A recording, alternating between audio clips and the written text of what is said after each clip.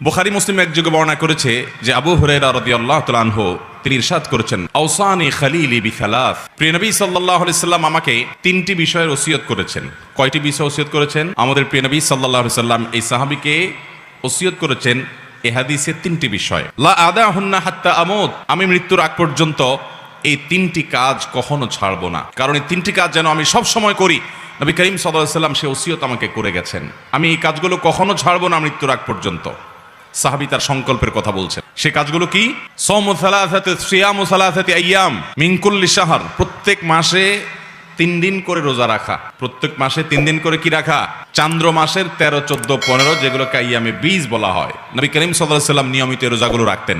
এই রোজাগুলো সেহের এবং black magic থেকে মানুষকে রক্ষা করার জন্য পরীক্ষিত এবং অনেক বড় উপকারী। আমাদের সমাজে ঘরে ঘরে আজকাল ব্ল্যাক ম্যাজিক এবং জাদুগ্রস্ত রোগী পাওয়া যায়। রোগী নিজেও জানে না, রোগীর আত্মীয় স্বজন যারা আছেন তারাও অনেক সময় জানেন না যে এখানে ব্ল্যাক ম্যাজিক করা হয়েছে। সাধারণ রোগ মনে করে তার জন্য দৌড়ঝাঁপ করেন। এই ব্ল্যাক ম্যাজিকের রোগীদের চিকিৎসার জন্য চান্দ্র মাসের 13, 14, 15 এই দিনগুলোতে রোজা রাখার কোনো বিকল্প নাই। আর যারা সেফে থাকতে চান, নিরাপদে থাকতে চান, ব্ল্যাক ম্যাজিক কাজ করবে না। কেউ শত্রুতা করে আপনার বিরুদ্ধে ব্ল্যাক ম্যাজিক করবে, কালো জাদু করবে, তাবিজ কবজ কবিরাজ দিয়ে আপনার ক্ষতি করার চেষ্টা করবে, আপনার কোনো ক্ষতি করতে পারবে না। সকাল সন্ধ্যার দোয়াগুলো পড়বেন আর সেই সাথে এই চান্দ্র মাসের 13, 14, 15 এই দিনগুলোতে রোজা রাখবেন। তো সাহাবীকে নবী করিম সাল্লাল্লাহু আলাইহি সাল্লাম 3 দিন প্রতি মাসে রোজা রাখতে বলেছেন। সেটা এই 3 দিন হতে পারে বা যে কোনো দিনও হতে পারে। এটি হলো প্রথম ওসিয়ত। দ্বিতীয় কি? ওয়াসসালাতুদ দুহা, চাষতের নামাজ যেন আমি কখনো না ছাড়ি। নবী সাল্লাল্লাহু আলাইহি সাল্লাম আমাকে ওসিয়ত করেছেন। ওসিয়ত সাধারণ উপদেশ না, ওসিয়ত হলো মনের গভীর থেকে নিংড়ানো উপদেশ, যেটা কখনো ছাড়বা না। পরম আপনজনদেরকে মানুষ ওসিয়ত করে। নবী সাল্লাল্লাহু আলাইহি সাল্লাম তার সাহাবীকে ওসিয়ত করেছেন যে প্রতি মাসে 3 দিন নফল রোজা রাখা, এটা ছাড়বা না। আর চাষতের নামাজ কখনো ছাড়বা না। এই হাজার হাজার মানুষের সমাবেশ, না হলেও 30-40 হাজার মানুষ হবে। এত মানুষের মধ্যে মাত্র 2 জন লোক হাত তুলেছেন। নবী করিম সাল্লাল্লাহু আলাইহি সাল্লাম যেটা সাহাবীকে ওসিয়ত করে গেছেন, এই চাষতের নামাজ কি এই সম্পর্কে যদি আমি এখন প্রশ্ন রাখি, 80% মানুষ আমার ধারণা এটা বলতেই পারবে না যে এটা কোন নামাজ কখন পড়ে। আর এই কারণে এই বিলুপ্ত হয়ে যাওয়া আমলটিকে পুনর্জীবন দেওয়ার জন্য, পুনঃপ্রতিষ্ঠা করার জন্য আমি এই বিষয়ে কথা বলতে চাই। আল্লাহ রাব্বুল আলামিন আমাদেরকে এটা পুনরায় প্রতিষ্ঠা করার তৌফিক দান করুন। তৃতীয় যে ওসিয়ত করেছেন নবী সাল্লাল্লাহু আলাইহি সাল্লাম তাকে, সেটা হলো ওয়ানাউমুন আলা বিত্রিন, এবং বিতরের নামাজ পড়ে যেন আমি রাতে শুই।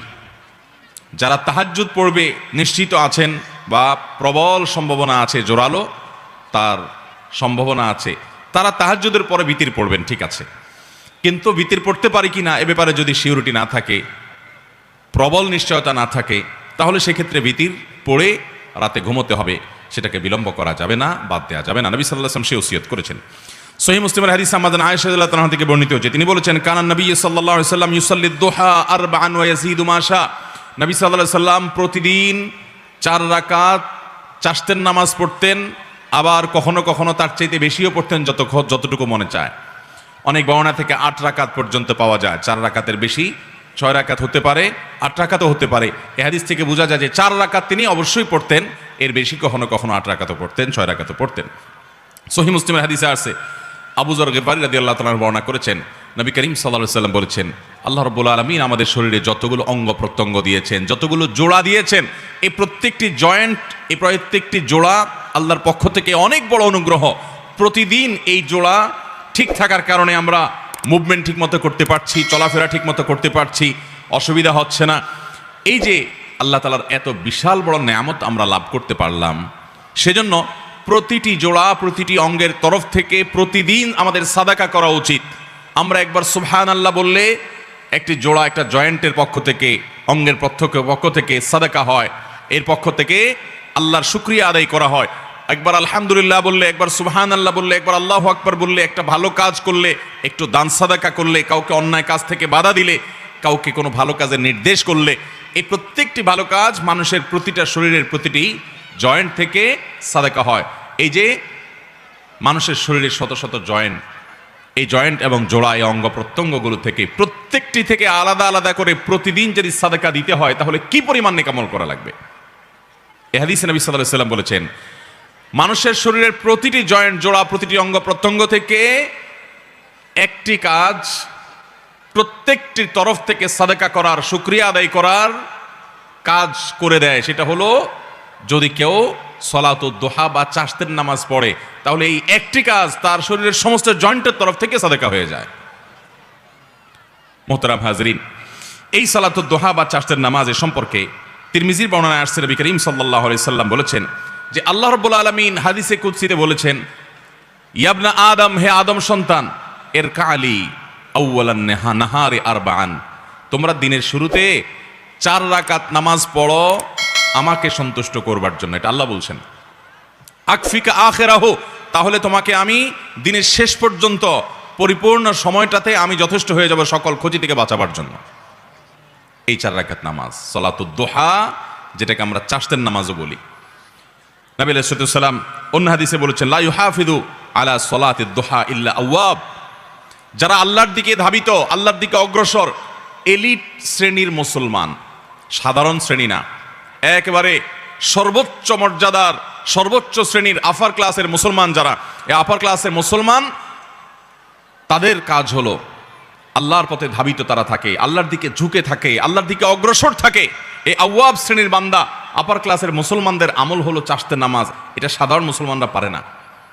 এই জন্য নবী সাল্লাল্লাহু আলাইহি সাল্লাম এটার নাম দিচ্ছেন ওয়াহিয়া সালাতুল আওয়াবিন। এটা হলো আওয়াবিনের নামাজ, অর্থাৎ আল্লাহর দিকে যারা ধাবিত থাকে তাদের নামাজ সালাতুদ দুহা। এই নামাজটা কখন পড়তে হয়? এই নামাজটা পড়তে হয় সূর্য যখন তেতে যায়, সূর্যের উত্তাপে যখন বালি মাটি একটু গরম হতে লাগে, তখন থেকে নিয়ে জোহরের ওয়াক্ত হওয়ার আগ পর্যন্ত। এটা গরমের সিজনে এক টাইম হয়, শীতের সিজনে আরেক টাইম হয়। কারণ গরমের সময় সূর্য এক সময় উঠে, শীতের সময় সূর্য আরেক সময় উঠে। আনুমানিক বেশিরভাগ সিজনে দেখবেন আপনি 8টা সাড়ে 8টার পর থেকে নিয়ে আপনার জোহরের আগ পর্যন্ত এই টাইমটাতে বালু তেতে যায়। কখনো একটু দেরি হয়, 9টা বাজে, বা কখনো একটু আগে হয়। তো এই 9টা 10টা সাড়ে 10টা এই টাইমগুলোতে জোহরের ওয়াক্ত হওয়ার আগ পর্যন্ত 4 রাকাত নামাজ। কোনো কোনো বর্ণায় অবশ্য 2 রাকাতের কথা বলা হয়েছে, কিন্তু বেশিরভাগ বর্ণায় 4 রাকাতের কথা বলা হয়েছে। আবার অনেক বর্ণায় 8 রাকাতের কথা বর্ণিত হয়েছে। 2 রাকাত করে পড়তে পারেন। সলাতুল লাইলি ওয়ান নাহারি মাসনা মাসনা, নবী সাল্লাল্লাহু আলাইহি সাল্লাম বলেছেন রাত এবং দিনের নামাজ হলো 2 রাকাত করে, নফল নামাজগুলো 2 রাকাত করে পড়ে উত্তম। যাই হোক, অনেক ওলামা ইকরাম 4 রাকাত একসাথে করার কথাও বলেন। 2টা আকওয়াল আছে আমাদের মধ্যে, 2টা কওলি আছে। যাই হোক, তো চাশতের নামাজ হিসাবে আপনি 9টা 10টার দিকে কমপক্ষে 4 রাকাত নামাজ পড়বেন। কোনো সূরা নির্ধারিত নাই, যেই কোনো সূরা দিয়ে পড়তে পারেন, সূরা ফাতিহার সাথে আরেকটা সূরা মিলিয়ে।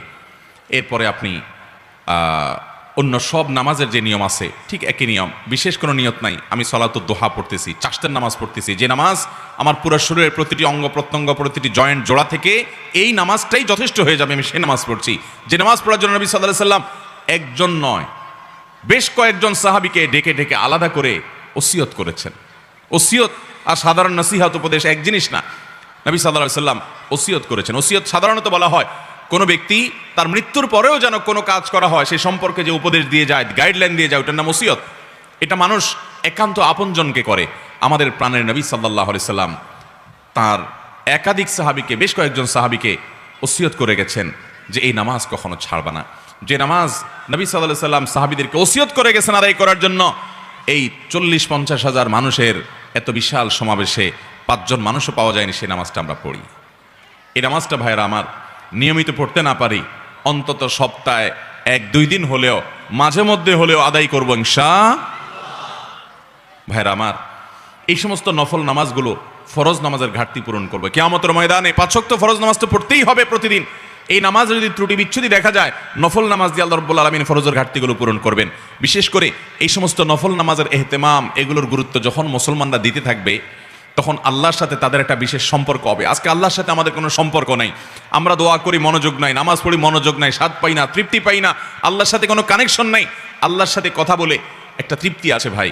আপনি যদি তাহাজ্জুদ পড়তে ভোর রাতে উঠেন, আপনি যদি চোখের পানি ফেলে আল্লাহর সাথে একটু কথা বলেন, আপনি অনুভব করবেন যে পৃথিবীতে সবচাইতে সুখকর সময়গুলো আপনি পার করছেন আল্লাহর সাথে কথা বলতে গিয়ে, আল্লাহর কাছে তওবা করতে গিয়ে, এমনকি আল্লাহর ভয়ে আপনি কাঁদছেন, সেটাও আপনার কাছে উপভোগ্য হবে যদি আপনি তাহাজ্জুদের সময় কেঁদে দেখেন।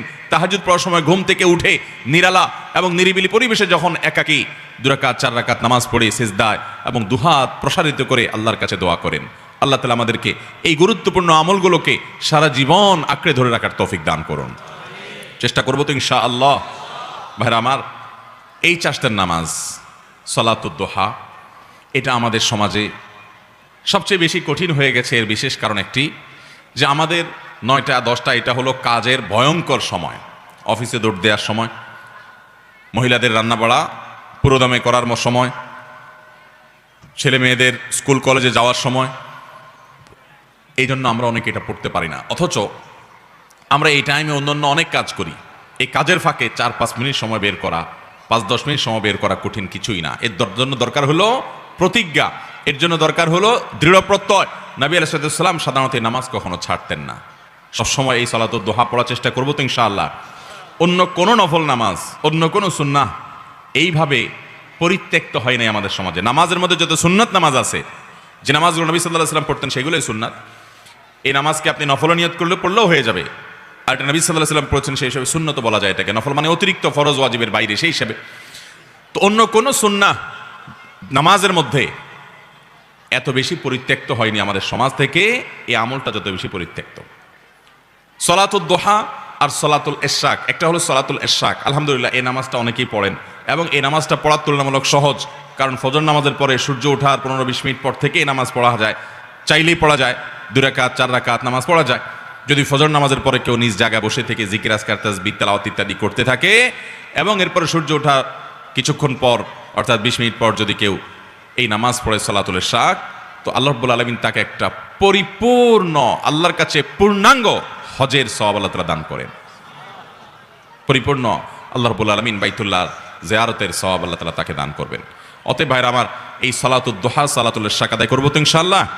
অনেক মুহাক্কিক উলামায়ে কেরাম সলাতুদ দুহা আর ইশরাককে একই নামাজ বলেছেন, তবে নবী রাসূলুল্লাহ সাল্লাল্লাহু আলাইহি ওয়াসাল্লাম হাদিস থেকে দেখলে বোঝা যায় যে সলাতুল ইশরাকটা হলো সূর্য ওঠার পর 20 মিনিট পরেই, আর সলাতুদ দুহাটা হলো আরও কিছুক্ষণ পরে। তাহলে দুইটাকে আলাদা করে পড়লে আমাদের আমলের পরিমাণও বাড়লো এবং বিভিন্ন হাদিস থেকে সেটি বোঝাও যায়। বিধায় চারটার নামাজটা, সলাতুদ দুহার নামাজটা আমরা 9টা 10টার দিকে পড়বো, চেষ্টা করবো তো ইনশাআল্লাহ।